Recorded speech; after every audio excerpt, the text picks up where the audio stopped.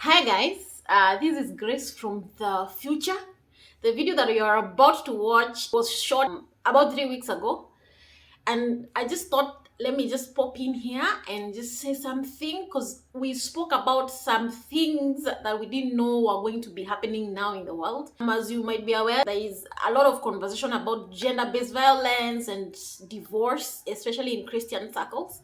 So I felt like we touched a little bit of that when we were talking about trauma with my friend Grace.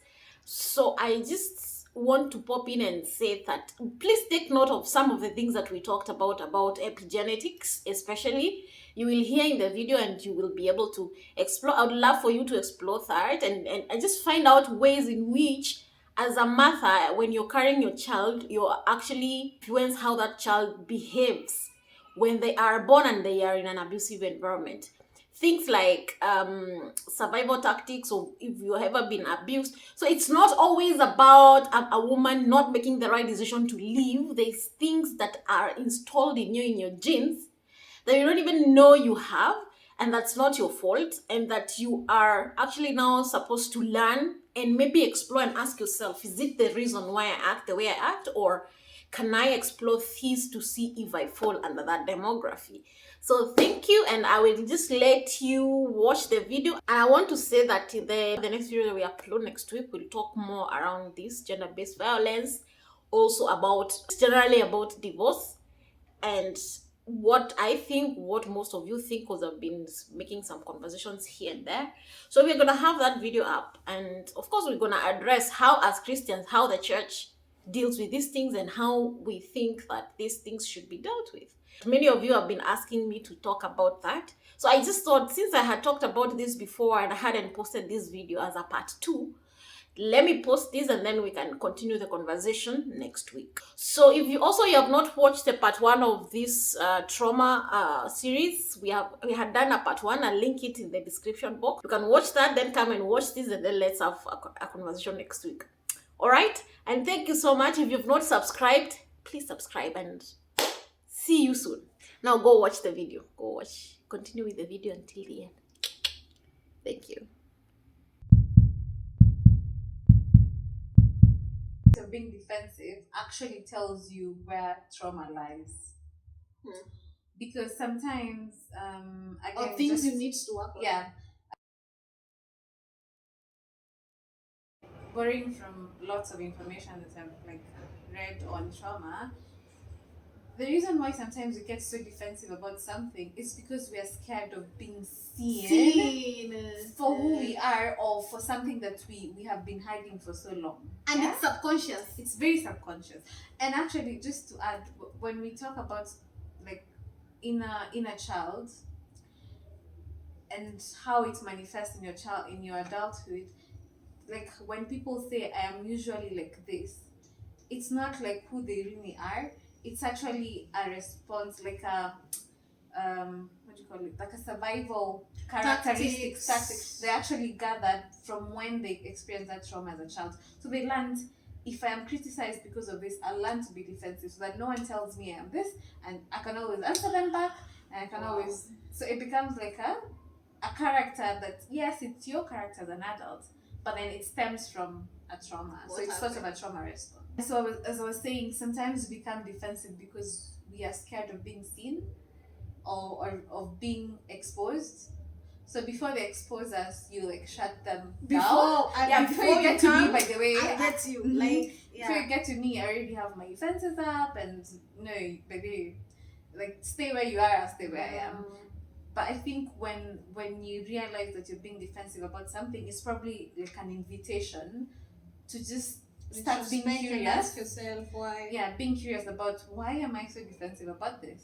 And they probably just say it out of goodwill, but then you're like, and when I say curious, I remembered one of the aspects of like the inner child. When a child is like, if you looked at kids playing, they are very creative, they're very playful, spontaneous, and curious.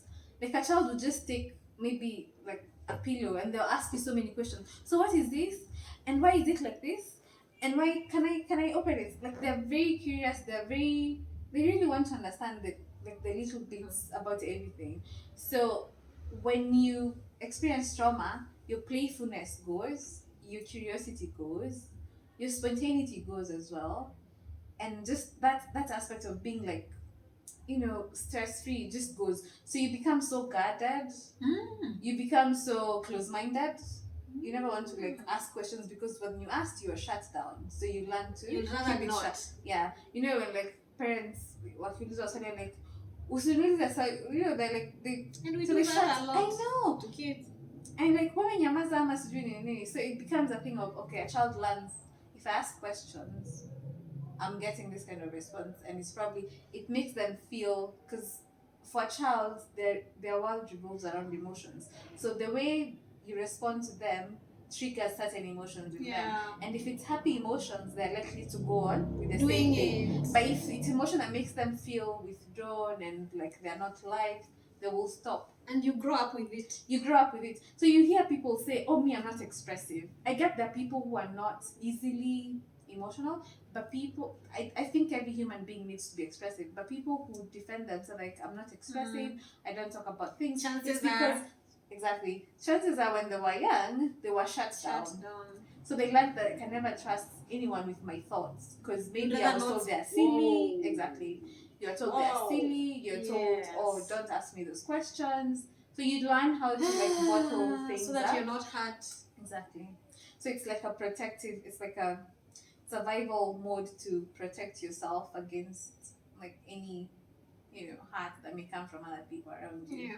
I think when you start reading about neuroscience, like how the brain develops and how upbringing affects like our emotional state, our mentalities, and everything, it can be so intriguing, and you can literally. I have found myself sometimes reading like a whole night about epigenetics, about trauma responses. Mentioning of epigenetics, we didn't talk about that. Yeah. And about other than social, because there is nurture and nature. Yeah. So apart from the nurturing, because I feel like what we've talked about is what you can Nurturing. pick Yeah. from your parents when you're already born, Yeah. and socialization, how you're socialized as a child. Yeah. Talk to us about things you actually and trauma that you can pick even before you're born. Yeah, so there's this really, I think like probably it's been there for some time, but it's picking up like really fast at the moment. So it's called epigenetics, which refers to how things that you experience in your environment affect gene expression. So for example, So as an adult. no, even before you're born. So let's say for example, if I am pregnant and I experience, God forbid, but I'm experiencing gender-based violence, of course, if I'm being hit, that makes me fearful, right? Yeah. If I'm being talked down, someone is doing a condescending tone on me, it makes me feel unworthy. So the feelings of being unworthy, the feelings of course, even the emotional pain, and I'm pregnant, that influences the gene expression of my unborn child. When you say gene expression, it means it can be passed down to Exactly. So that's why it's like epigenetics, because it has the ability of going from one generation to another. So if no one stops, and sometimes you'll hear that, yeah, this family has like a trait of abusive behaviors, and you look at them like, okay, the grandfather, the father, the sons, like it's going all down. So it's something that can be traced to one specific family, and until someone stops and asks themselves, okay, why is it that in my family this seems to be happening? Yeah. You'll keep continuing and thinking, oh, it's just normal. I just found it ongoing, and but it's very, I would say, it's something that, especially, I would say, the back of the whole trauma thing and epigenetics lies with parents. Because once as a parent you realize, or even as an adult you realize, this is how I grew up, or this is what seems to be running down my family, when you actually notice it and you decide to do the work, you sort of change your response. And so if for example it's a woman who was abused while she was pregnant, and then she gets a daughter who does not want to stand abuse and she chooses to walk away from an abusive relationship, then she sort of changes the genetic They have expression. altered the Exactly. genetic expression. Because when you stay, what happens? Oh my is, god, yeah. I mean, it's, and sometimes you think about it and you're like, it's really, it's intriguing, it's scary as well, but I think it's also empowering. Yeah. Because it gives you the information to know that the choices I'm making today have the ability to affect someone else's life down the line. And if they've already affected someone else's life, then you can choose to actually mend that, you know, and empower them so that they don't pass it on next. Yeah. And let me ask, does it just happen? So it will affect whatever child you're carrying, whether boy or girl. Boy or girl. Yeah. Also, does the men genes project on the child? I think they do too. Yeah. But maybe in a. But you've said it's the environment, so environment, it's usually the woman who is carrying, so how is reacting to the things around her. Yeah. And probably for the woman it's more maybe direct because she's the one carrying the child. Yes. I think the other one would be more of like once now the child is born, then that if that environment is still there, then no, it becomes a continuing process. It even grows it. It's like exactly. It's like no, it becomes a fertile soil to like makes the thing man. Again. And actually to actually, because you've said it's fairly a new sort of research and such. Yeah. But I was reading somewhere they said like the same way like diseases can be passed, like some of these lifestyle diseases, even things like cancer and stuff, usually asked is there a history of cancer in your family. It's because it's passed down exactly through the same way. So it's kind of the same way, like the same way that like these tangible things like diseases, let's say diabetes, blood pressure and stuff, are passed genetically. Also emotional things which are also part of your body are passed genetically. And I feel like these are conversations that we might not even be aware of. And I don't think many people are aware of, and even if they are, I think we still have a long way to go in terms of making space for this kind of conversations. Yeah. Sometimes people will feel like, oh, that is it's like too scientific. Is it really possible? And I think just breaking it down into bits that people can easily understand, and also creating awareness of the issues will probably help more people to actually realize, okay, I think I might be wanting to work on something that I have noticed in my family or in myself. Yeah, I feel like it takes you to know something. Yeah, to be able to work on it. Yeah, and there's actually I can't remember the author of the book, but there's a book that goes by the title "It Didn't Start with You, but It Can Stop with You." So you found these things going on, especially if you're our age. You found these things going on, but the fact that you found them going on, like we said, doesn't mean that now you assume, okay, this is you how continue. Yeah. So because once you know better and you have more information, then it's up to you to actually do better and make that decision to do better. Yeah. I feel like there's no better way to end this conversation, because again we can't like provide also solutions. We can't also like talk the whole spectrum, the broad spectrum that is trauma and how it manifests. But I feel like it's, as always in this channel, what we do is spark a conversation. That's why it's called the Musings for. Like it's just sparking a conversation, and then you can go and have this conversation with other people. You can share with other people and have it in your circles and see how it is that you can make this. What is that? Are we safe? Something has hit me. So, you sure? It's paranoid. So you can share and just make the world a better place. Yeah. Just in a nutshell. If someone hasn't watched the whole video and maybe they skipped conclusion, which you shouldn't. Many people do that. So what are the takeaway like from this conversation?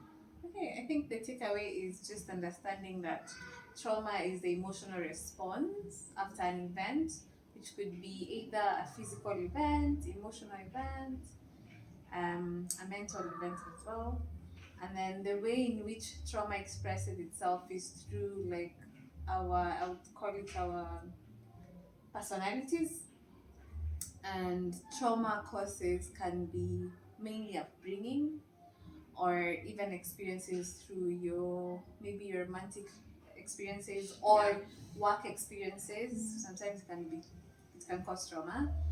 And I think the way to maybe start the journey of trauma healing is to first look at how you were brought up, recognize the things that you feel don't sit well with you, and then start asking questions of why do I do what I do.